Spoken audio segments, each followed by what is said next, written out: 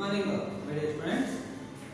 Last class we have discussed about some important numerical problems in case of motion in plane chapter. In this video class, I am going to start a new chapter that will be called laws of motion or Newton's laws of motion. Today, this is a very important chapter for examination. Already, this ಬಗ್ಗೆ ಈ loss of motion ಬಗ್ಗೆ idea SLC ನಲ್ಲಿ high school level ಅಲ್ಲಿ ಬಂದ್ಬಿಟ್ಟಿದೆ. ಆದ್ರೆ ಇಲ್ಲಿ ಸ್ವಲ್ಪ continued concept ಬರುತ್ತೆ. ಈ ಕಂಟಿನ್ಯೂಡ್ ಕಾನ್ಸೆಪ್ಟ್ ಅಲ್ಲಿ ಫಸ್ಟ್ ನಿಮಗೆ ಗೊತ್ತು ಮೋಷನ್ ಅಂದ್ರೆ ಏನು, what is the meaning of motion. First motion in straight line chapter ಅಲ್ಲಿ ಗೊತ್ತಾಗ್ಬಿಟ್ಟಿದೆ ನಿಮಗೆ. ಏನು ಮೋಷನ್ ಆಗಬೇಕಾದ್ರೆ ಬಾಡಿಗೆ ಏನು ಬೇಕು, ಬಾಡಿ ಏನಾಗುತ್ತೆ, ಕಾಸ್ ಏನಾಗುತ್ತೆ ಅನ್ನೋದ್ರ ಬಗ್ಗೆ ಐಡಿಯಾ ಬಂದಿದೆ. ನೋಡಿ, ಮೋಷನ್ ಅಂದ್ರೆ a body changes its position with respect to surrounding. A body, ನೋಡಿ motion ಅಂದ್ರೆ a body changes its position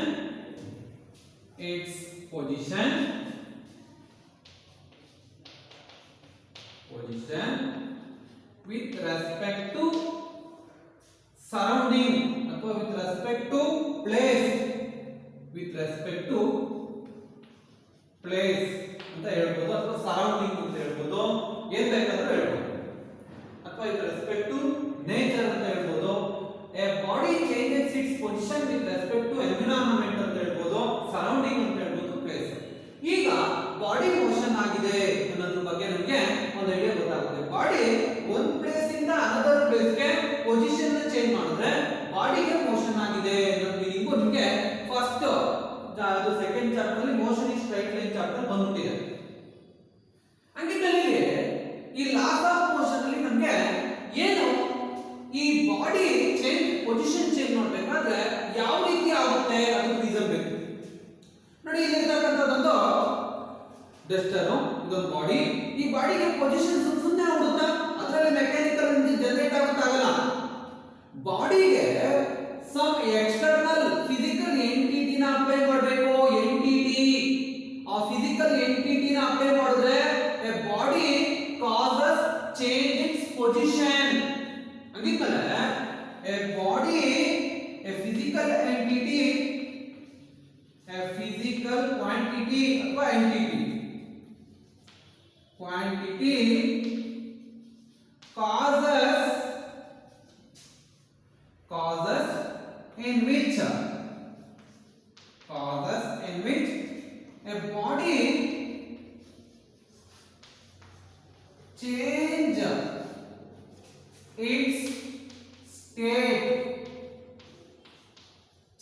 its state. This physical quantity is called force. Very important idea, force. ಹಂಗಿದ್ಮೇಲೆ ಒಂದು body position change ಮಾಡ್ತಿದ್ರೆ ಆ body position change ಮಾಡೋಕ್ಕೆ reason cause ಏನು ಅಂದ್ರೆ physical quantity that will be called force. Force ಅನ್ನೋದನ್ನ ಒಂದು ಬಾಡಿಗೆ ಅಪ್ಲೈ ಮಾಡಿದಾಗ ಬಾಡಿ ಪೊಸಿಷನ್ ನ ಚೇಂಜ್ ಮಾಡುತ್ತೆ. ಸರ್, ಹಂಗಿದ್ಮೇಲೆ ಬಾಡಿ ಇಲ್ಲೇ ಇದ್ರೆ ಬಾಡಿ ಸ್ಟೇಟ್ ಆಫ್ ರೆಸ್ಟ್. ಆ ರೆಸ್ಟ್ ಅನ್ನ ರಿಮೂವ್ ಮಾಡಕ್ಕೆ type of physical entity apply ಮಾಡ್ತೀವಿ. That will be called, it is also defined that a physical entity in which overcome rest of the body. Body rest ನ overcome ಮಾಡತಕ್ಕಂತ physical quantity ನ force ಅಂತ ಕರಿತೀವಿ. ಗೊತ್ತಾಯ್ತಾ? ಈಗ ಈ force ಅನ್ನೋದು body motion ಆಗಕ್ಕೆ ಹೆಲ್ಪ್ ಮಾಡುತ್ತೆ. a physical entity helps to motion of a body is called force ಅಂತ ಡಿಫೈನ್ ಮಾಡಬಹುದು. it is indicated by force ಅಂತ ಅಂತ ಹೇಳ್ತೀನಿ ಮುಂದಕ್ಕೆ ಏನು ಅಂತ ಮುಂದೆ. ನೆಕ್ಸ್ಟ್ ಇಲ್ಲಿ ಈ ಫೋರ್ಸ್ ಬಗ್ಗೆ ಇಬ್ರು ಸೈಂಟಿಸ್ಟ್ ನಿಮಗೆ ಎವಿಡೆನ್ಸ್ ಕೊಡ್ತಾರೆ. ಒಬ್ಬ ಅರಿಸ್ಟಾಟಲ್ ಫಲಾಸಿ ಅಂತ ಹೇಳ್ಬಿಟ್ಟು, ಅರಿಸ್ಟಾಟಲ್ ಅಂತ ಒಬ್ಬ ಸೈಂಟಿಸ್ಟ್, ಅರಿಸ್ಟಾಟಲ್ ಫಲಾಸಿ ಅನ್ನೋ ಒಂದು ಐಡಿಯಾ ಕೊಡ್ತಾರೆ. ಏನು ಅರಿಸ್ಟಾಟಲ್ ಬಗ್ಗೆ ನೀವು ಕೇಳಿದ್ದೀರಾ, ನೇಮ್ ಆಫ್ ಸೈಂಟಿಸ್ಟ್. ಇಲ್ಲಿ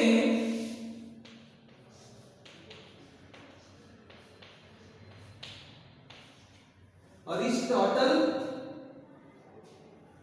fallacy, FALLACY.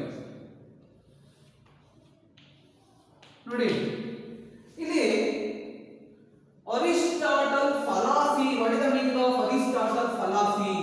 ಏನು ಅರಿಸ್ಟಾಟಲ್ ಫಲಾಸಿ ಮೀನಿಂಗ್ ಏನು?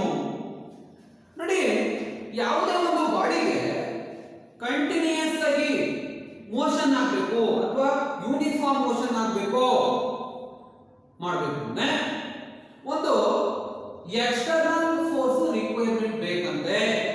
A continuous external force is required to keep a body in motion.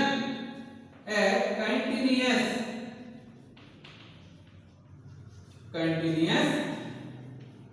external force is required a continuous external force ಅಂದ್ರೆ ಗೊತ್ತು ನಿಮಗೆ. ಫೋರ್ಸ್ ಅಂದ್ರೆ already ಹೇಳಿಬಿಟ್ಟಿದ್ದೇನೆ. it is a physical quantity in which overcomes inertia or rest of a body. Rest ನ remove ಮಾಡಕ್ಕೆ ಬಾಡಿಗೆ ಬೇಕಾದಂತ ಒಂದು physical ಎಂಟಿಟಿನ ಇದನ್ನ ಕರಿತೀವಿ ಫೋರ್ಸ್ ಅಂತ ಕರಿತೀವಿ. Required to keep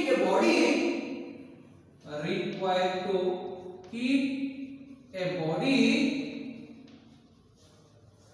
in motion is called Aristotle fallacy ಅಂತ ಕರೀತೀವಿ. What is the meaning of Aristotle fallacy? That continuous external force is required to keep a body in motion. Motion ಆಗಕ್ಕೆ ಒಂದು body motion ಆಗಬೇಕು ಅಂದ್ರೆ continuous external force ಬೇಕಂತೆ. ಹಂಗಿದ್ಮೇಲೆ ಈಗ ನಾವು ಇಲ್ಲಿರ್ತಕ್ಕಂಥ ಒಂದು ಬಾಡಿಗೆ ಕಂಟಿನ್ಯೂಸ್ ಎಕ್ಸ್ಟರ್ನಲ್ ಫೋರ್ಸ್ ನ ಅಪ್ಲೈ ಮಾಡಿದ್ರೆ ಅಪ್ಲೈ ಮಾಡ್ತಾ ಇದೀನಿ. ಫೋರ್ಸ್ ನ ಸ್ಟಾಪ್ ಮಾಡಿದ್ರೆ a body gradually comes at rest. If an external force is removed, a body comes at rest gradually. If external force is removed, then the body comes at rest ಅಂತ ಹೇಳ್ತಾನೆ Aristotle. ಇವನ ಒಂದು concept ನೋಡಿ. Aristotle ಫಲಾಸಿ ಒಂದು idea ಕೊಟ್ಟ. ಬಾಡಿಗೆ continuous external force ಇದ್ರೂ ಮಾತ್ರ ಬಾಡಿ ಮೋಷನ್ ಆಗುತ್ತೆ. ಆ ಕಂಟಿನ್ಯೂಸ್ ಎಕ್ಸ್ಟರ್ನಲ್ ಫೋರ್ಸ್ ನ ರಿಮೂವ್ ಮಾಡಿದ್ರೆ ಬಾಡಿ ರೆಸ್ಟಿಗೆ ಬರುತ್ತೆ ಅನ್ನೋದು ಒಂದು ಎವಿಡೆನ್ಸ್ ಇದೆ. ಇವನೊಂದು ಕಾನ್ಸೆಪ್ಟ್ ನ ಹೇಳಿದ. ಇನ್ನೊಬ್ಬ ಸೈಂಟಿಸ್ಟ್ ನಿಮಗೆ ಗೊತ್ತು, name of scientist Galilean theory ಅಂತ ಕರೀತೀವಿ ಅದನ್ನ. Theory of motion, Galilean theory of motion. ಇವನೇನು ಹೇಳ್ತಾನೆ, ಇಲ್ಲ ಅರಿಸ್ಟಾಟಲ್ ಫಲಾಸಿ ಕಂಡೀಷನ್ ಎಲ್ಲಾ ಪ್ಲೇಸ್ ಅಲ್ಲೂ ವ್ಯಾಲಿಡ್ ಆಗಲ್ಲ. The condition of Aristotle fallacy not valid in every time or every place. ಈಗ ಫಾರ್ ಎಕ್ಸಾಂಪಲ್ ಈ ರೀತಿ ಇತ್ತು ಪಾತ್, ಇಲ್ಲಿರ್ತಕ್ಕಂಥದ್ದು ಒಂದು ಪಾತ್ ಈ ರೀತಿ ಇತ್ತು ಅನ್ಕೋಣ. ಈ ರೀತಿ ಇದಕ್ಕೆ ನಡೀತಿತ್ತು. ಅರಿಸ್ಟಾಟಲ್ ಫಲಾಸಿ ಏನ್ ಹೇಳ್ತಾರೆ, ಕಂಟಿನ್ಯೂಸ್ ಎಕ್ಸ್ಟರ್ನಲ್ ಫೋರ್ಸ್ ಬೇಕು ಬಾಡಿ ಮೋಷನ್ ಆಗಕ್ಕೆ. ಇಲ್ಲ ಇಲ್ಲೊಂದು ಬಾಲ್ ಇರುತ್ತೆ ನೋಡಿ, ಇಲ್ಲಿರ್ತಕ್ಕಂಥದ್ದು ಒಂದು ಬಾಲು. ಈ ಬಾಲ್ಗೆ ಫೋರ್ಸ್ ಅಪ್ಲೈ ಮಾಡಿ ಬಿಟ್ಬಿಡ್ತೀನಿ. ಫೋರ್ಸ್ ಅಪ್ಲೈ ಮಾಡೋದು ಬೇಡ, ಇಲ್ಲಿ ಬಿಟ್ಬಿಟ್ರೆ ಇದೇನಾಗುತ್ತೆ, ಹಿಂಗ್ ಹೋಗುತ್ತೆ, ಹಿಂಗ್ ಬರುತ್ತೆ, ಹಿಂಗ್ ಬರುತ್ತೆ, ಹಿಂಗ್ ಬರುತ್ತೆ. ಹಂಗಿದ್ಮೇಲೆ ಬಾಡಿ ಯಾವಾಗಲೂ ಕಂಟಿನ್ಯೂಸ್ ಫೋರ್ಸ್ ನೇ ಅಪ್ಲೈ ಮಾಡಿದ್ರೆ ಬಾಡಿಯಲ್ಲಿ ಮೋಷನ್ ಆಗುತ್ತಾ? ಇಲ್ಲ ನೋಡಿ. ಈ ಕಂಡೀಷನ್ ಅಲ್ಲಿ ಬಾಡಿಗೆ ಕಂಟಿನ್ಯೂಸ್ ಎಕ್ಸ್ಟರ್ನಲ್ ಫೋರ್ಸ್ ಬೇಕಾಗಿಲ್ಲ. ಬಾಡಿ ಹೋಗಿ ಟೂ ಮೋಷನ್ ಮಾಡುತ್ತೆ, ಸ್ಲೋ ಮೋಷನ್ ಮಾಡುತ್ತೆ, ಟೂ ಮೋಷನ್ ಸ್ಲೋ ಮೋಷನ್ ಮಾಡಿ ಆಮೇಲೆ ಕಂಪ್ಲೀಟ್ ರೆಸ್ಟ್ ಅಂತ ಹೇಳ್ತಾನೆ. ನಾವು ಫೋರ್ಸ್ ನ ಇಲ್ಲಿ ರಿಮೂವ್ ಮಾಡದೇ ಇದ್ರು ಬಾಡಿಗೆ ರೆಸ್ಟಿಗೆ ಬರುತ್ತೆ. ಇಲ್ಲಿ ಕಂಟಿನ್ಯೂಸ್ ಎಕ್ಸ್ಟರ್ನಲ್ ಫೋರ್ಸ್ ಬೇಕೇ ಬೇಕು ಅನ್ನೋದು ಒಂದು ವಾದ. ಆದ್ರೆ ಈ ಕಂಡೀಷನ್ ಅಲ್ಲಿ, ಈ ಪಾತ್ ಅಲ್ಲಿ, ಈ ಗೆಲಿಲಿಯನ್ ಥಿಯರಿ ಆಫ್ ಮೋಷನ್ ಅಲ್ಲಿ the concept of Aristotle fallacy not valid in this condition. ನೋಡಿ, ಪಾತ್ ಇದೆ ಈ ರೀತಿ ಇದ್ದಾಗ ಈ ಬಾಲ್ ಹೋಗುತ್ತೆ.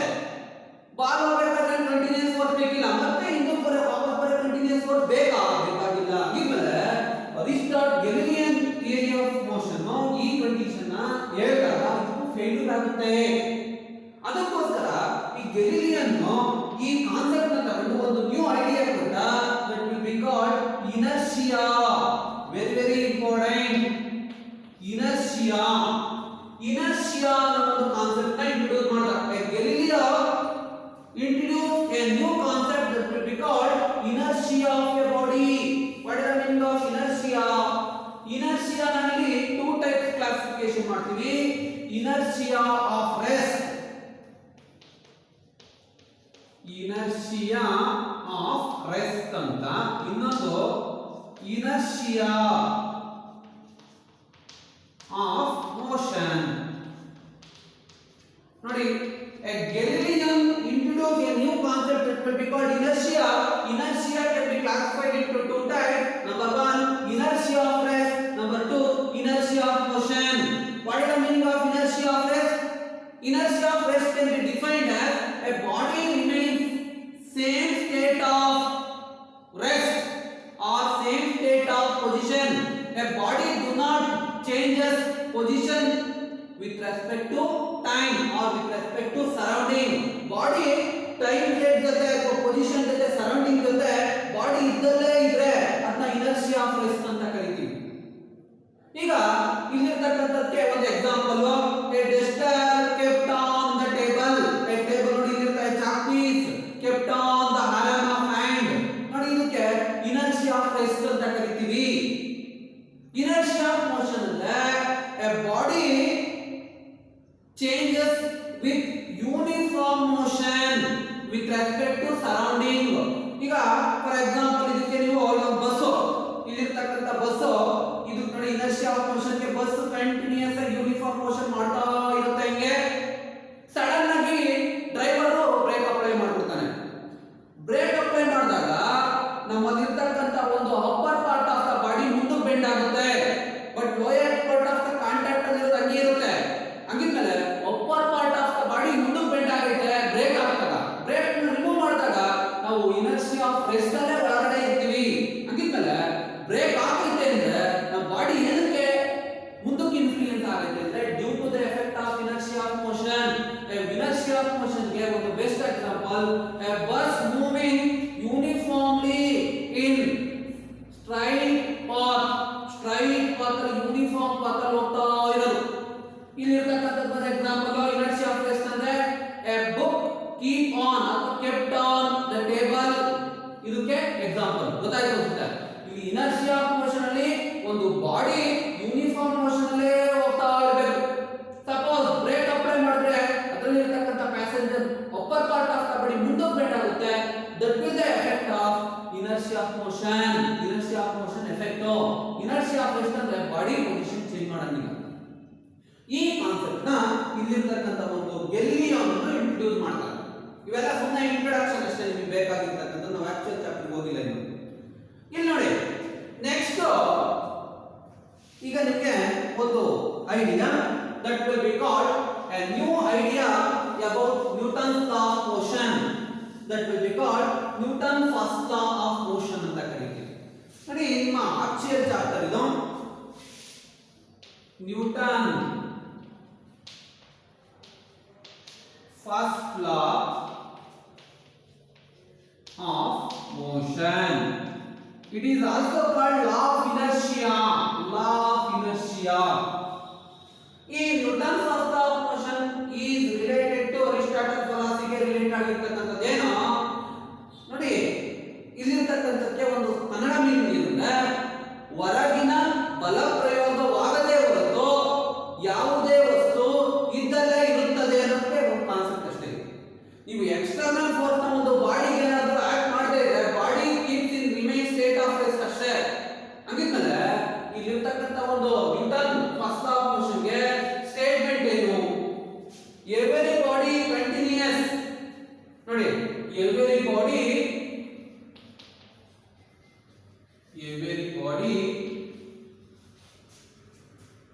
continues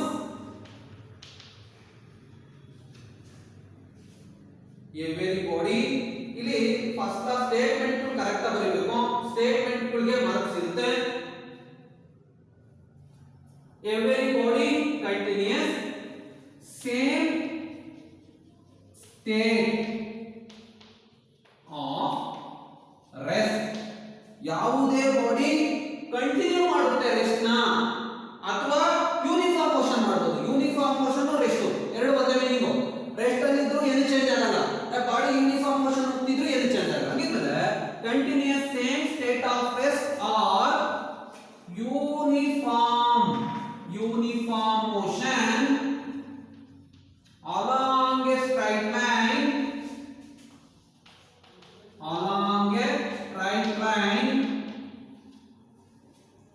until ಎಲ್ಲಿವರೆಗೆ until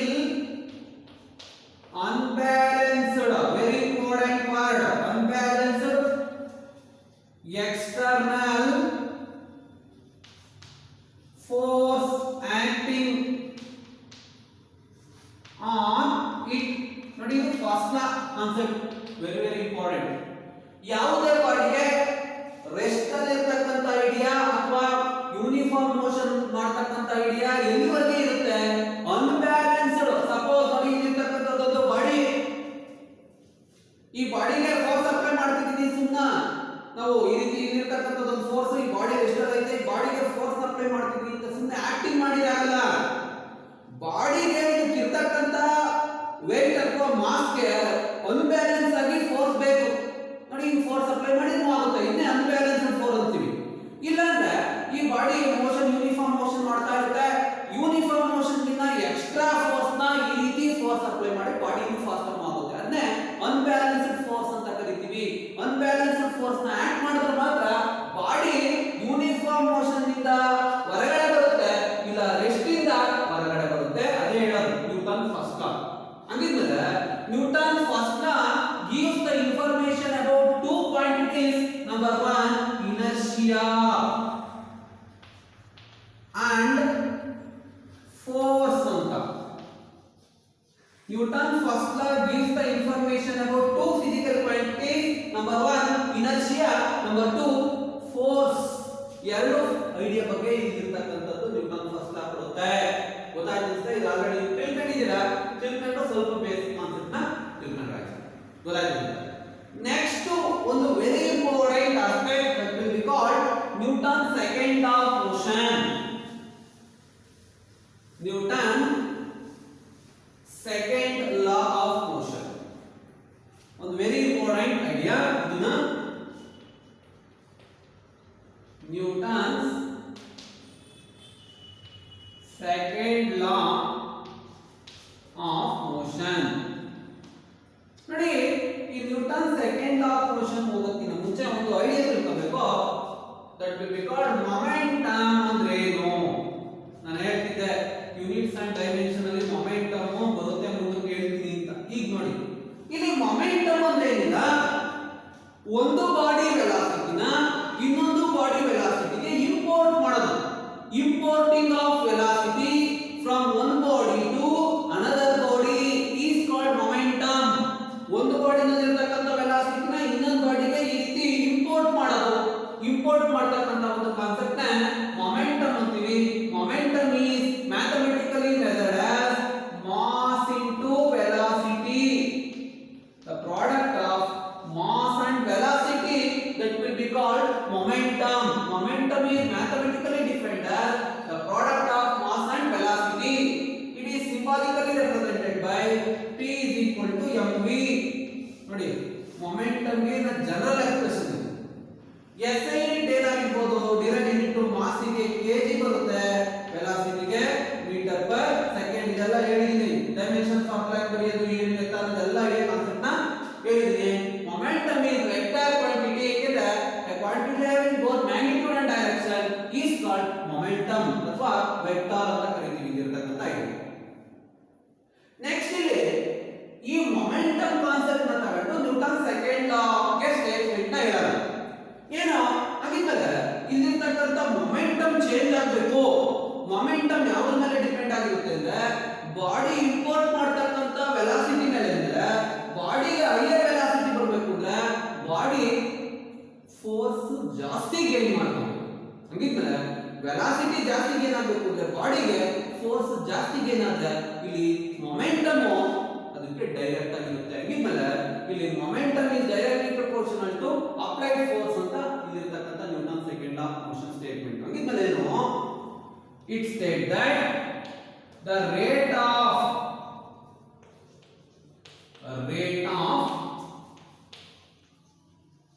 change of momentum is directly proportional to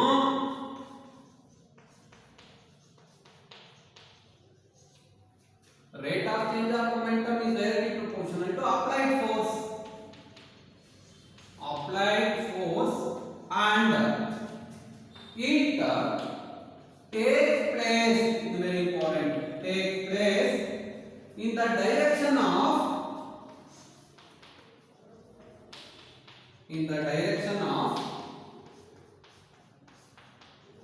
applied force.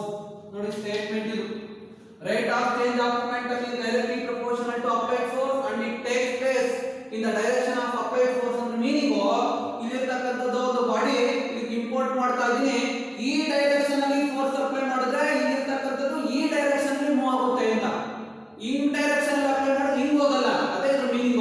It takes place in the direction of applied force ಅಂದ್ರೆ ನೀವು ಫೋರ್ಸ್ ಯಾವ ಡೈರೆಕ್ಷನ್ ಅಲ್ಲಿ ಅಪ್ಲೈ ಮಾಡ್ತಿರೋ ಆ ಡೈರೆಕ್ಷನ್ ಅಲ್ಲಿ ಮೊಮೆಂಟಮ್ ಏನಾಗುತ್ತೆ, ಚೇಂಜ್ ಆಗುತ್ತೆ ಅನ್ನೋದು ಕಾನ್ಸೆಪ್ಟ್. ಹಾಗಿದ್ಮೇಲೆ ಇಲ್ಲಿ ಮೊಮೆಂಟಮ್ ಚೇಂಜ್ ಆಗಬೇಕು ಅಂದ್ರೆ ಯಾವ್ದ್ರ ಮೇಲೆ ಡಿಪೆಂಡ್ ಆಗಿರುತ್ತೆ, ಇಟ್ ಡಿಪೆಂಡ್ಸ್ ಆನ್ ಫೋರ್ಸ್ ಮೇಲೆ ಡಿಪೆಂಡ್ ಆಗಿರುತ್ತೆ ಅನ್ನೋದು ಈ Newton second law of motion ಬಗ್ಗೆ ಇರತಕ್ಕಂತ ಒಂದು ಐಡಿಯಾ. ಹಾಗಿದ್ಮೇಲೆ ಇಲ್ಲಿ rate of change of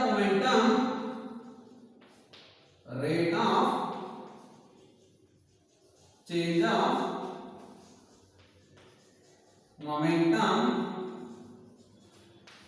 is directly proportional to applied force. next ಇದು ಬೇಕು, ಒಂದು ಡೆರಿವೇಶನ್ ಮಾಡ್ತೀವಿ, applied force. ಇದು mathematical expression for Newton's second law of motion. According to Newton's second law of motion, rate of change of momentum is directly proportional to applied force ಅಂತ ಬರೀಬೋದಾ? ಈಗ derive expression for force ನ derive ಮಾಡಿ ಅಂತ ನಿಮಗೆ examination question ಕೇಳ್ತಾರೆ. ಈಗ ಮಾಡೋಣ. Next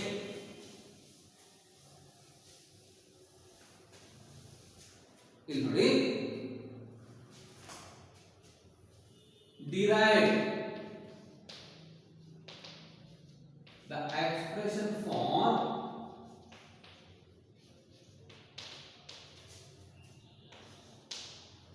F is equal to force is equal to mass into acceleration. ಇವು ಯೂನಿಟ್ಸ್ ಅಂಡ್ ಮೆಜರ್ಮೆಂಟ್ಸ್ ಅಲ್ಲಿ ಬರುತ್ತೆ ಫೋರ್ಸ್ ಅಂತ ಹೇಳಿದೆ ನಾನು. ಈಗ ನಾವು ಡಿರೈವ್ ಮಾಡ್ತೀವಿ. ಏನು ಡೆರಿವೇಶನ್ ಅಂದ್ರೆ ಬಾಡಿಗೆ ಫೋರ್ಸ್ ಅಪ್ಲೈ ಮಾಡಬೇಕು ಅಂದ್ರೆ ಬಾಡಿಗೆ ಫಸ್ಟ್ ಮಾಸ್ ಇರಬೇಕು. ಅವಾಗ ಬಾಡಿಗೆ ಫೋರ್ಸ್ ಅಪ್ಲೈ ಮಾಡಿದಾಗ ಇದರ ಇನಿಷಿಯಲ್ ವೆಲಾಸಿಟಿ ಫೈನಲ್ ವೆಲಾಸಿಟಿ ಆಗಿ ಚೇಂಜ್ ಆಗುತ್ತೆ ಅನ್ನೋದು ಬರೀಬೇಕು. ಇನ್ನೊಂದು ಸೆಂಟೆನ್ಸ್ ಅಲ್ಲಿ ಡೆರಿವೇಶನ್ ಮಾಡಬೇಕಾದ್ರೆ ಡಿಸ್ಕ್ರಿಪ್ಷನ್ ವೆರಿ ಇಂಪಾರ್ಟೆಂಟ್. ಏನು? Consider a body of mass m. ನೋಡಿ ಬುಕ್ಸ್ ಗಳಲ್ಲಿ ವೆಕ್ಟರ್ ಫಾರ್ಮ್ ಅಲ್ಲಿ ಡಿರೈವ್ ಮಾಡಿರ್ತಾರೆ ಎನ್ಸಿಇಆರ್ಟಿ ಬುಕ್ ಅಲ್ಲಿ. ಅದು ನಿಮಗೆ ಕನ್ಫ್ಯೂಸ್ ಅನ್ಸುತ್ತೆ. ಈ ಮೆಥಡ್ ಈಸಿ, ಈ ಮೆಥಡ್ ನೋಟ್ಸ್ ಬರ್ಕೊಂಡ್ಬಿಡಿ.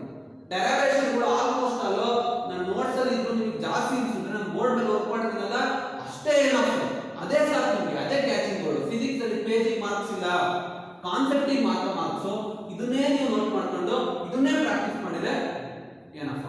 ಮತ್ತೆ ನೀವು ಎನ್ಸಿಇಆರ್ಟಿ ಬುಕ್ ಅಲ್ಲಿ ಒಂದು ಪೇಜ್ ಇದೆ, ಅದಂಗೈತೆ ಹಿಂಗೈತೆ ಅಂತ ನೀವು ಕಂಪೇರ್ ಮಾಡಬೇಡಿ. ನಾನು ಏನ್ ಹೇಳ್ತೀನಿ ಅದನ್ನ ಫಾಲೋ ಮಾಡಿ, you will get a good marks. Next ಇದೆ consider a body of mass m. Body of mass m moving with initial velocity u. next ಅಂದ್ರೆ a constant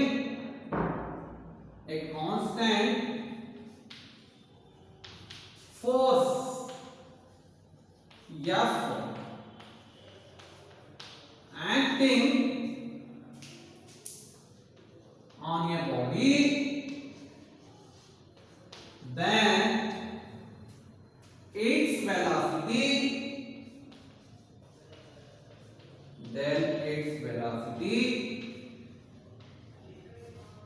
changes from initial ಇಂದ ಫೈನಲ್ ಆಗುತ್ತೆ u to v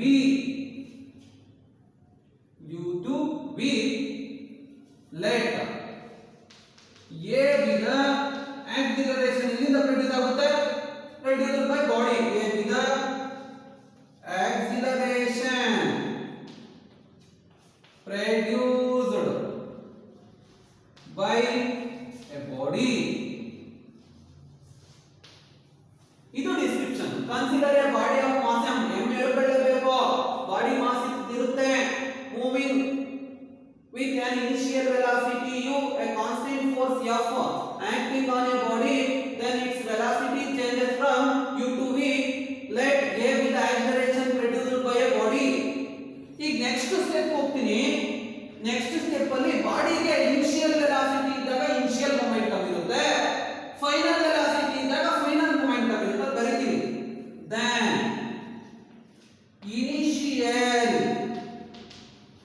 initial momentum of a body that will be represented by p1 is equal to mu ಅಂತ ಬರೀತೀನಿ. Initial velocity ನ p1 ಅಂತೀನಿ, m into u mass into velocity ನೇ ಬರ್ದಿರೋದು. ಅದೇ ತರ final momentum of a body that will be represented by p2 is equal to mv mass into final velocity. ಗೊತ್ತಾಯ್ತು ಅನ್ಸುತ್ತೆ. ಹಾಗಿದ್ಮೇಲೆ ಇಲ್ಲಿಂದ ಇಲ್ಲಿಗೆ ಎಷ್ಟು ಚೇಂಜ್ ಆಯ್ತು ಅದನ್ನೇ ಚೇಂಜ್ ಇನ್ ಮೊಮೆಂಟಮ್ ಅಂತ ಬರೀತೀನಿ. ಈಗ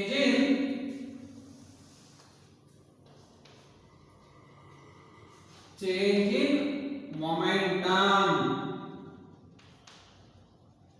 of a body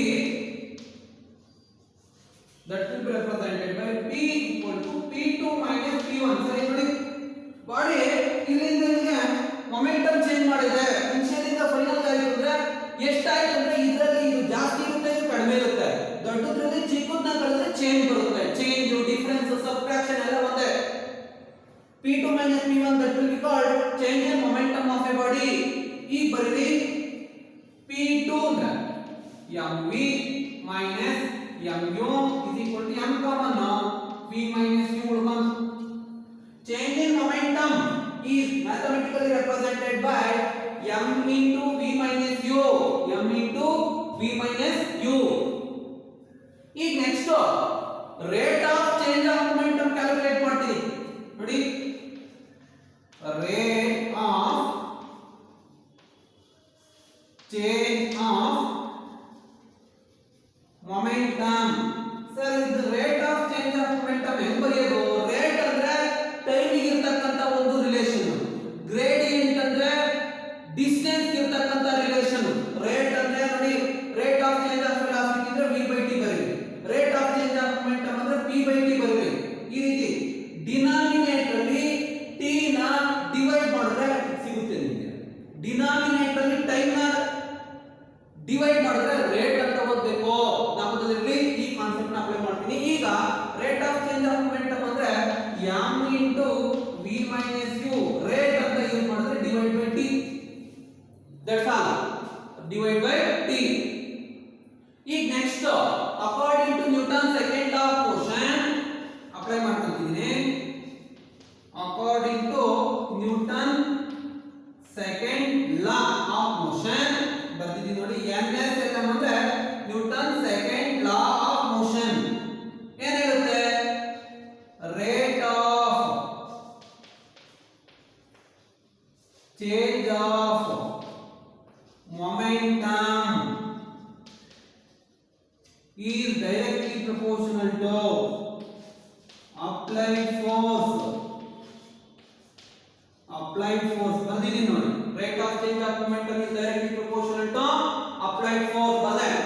ಈ ಅಪ್ಲೈ ಮಾಡಿದ್ರೆ ಬರೀತೀನಿ ನೋಡಿ, ಇಲ್ಲಿರ್ತಕ್ಕಂಥದ್ದು ಕಾನ್ಸೆಪ್ಟ್ ಇಲ್ಲಿ rate of change of momentum ಅಂದ್ರೆ formula m into v minus u divided by t is directly proportional to applied force ನ F ಅಂತೀವಿ. ಇಲ್ಲಿ m into ಈ v minus u divided by t ನ ಏನು ಅನ್ಬೋದಾ? ಯಾಕಂದ್ರೆ ನಿಮಗೆ ಗೊತ್ತು v is equal to u plus at ಅನ್ನೋದು ಐಡಿಯಾ.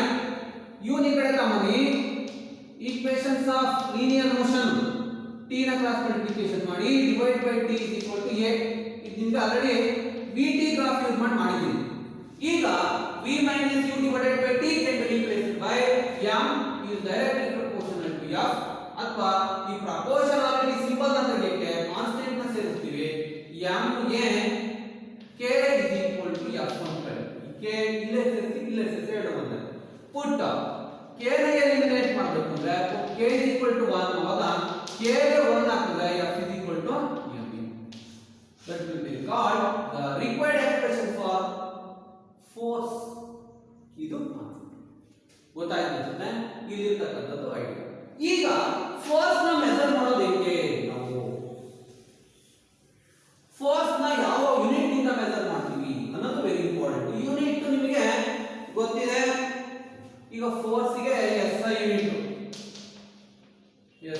ಏನು KG metre per second square ಅಂತ ಎಲ್ಲ ಸೇರಿಸ್ಬಿಟ್ಟು ನ್ಯೂಟನ್ ಅಂತ ಕರಿತೀವಿ.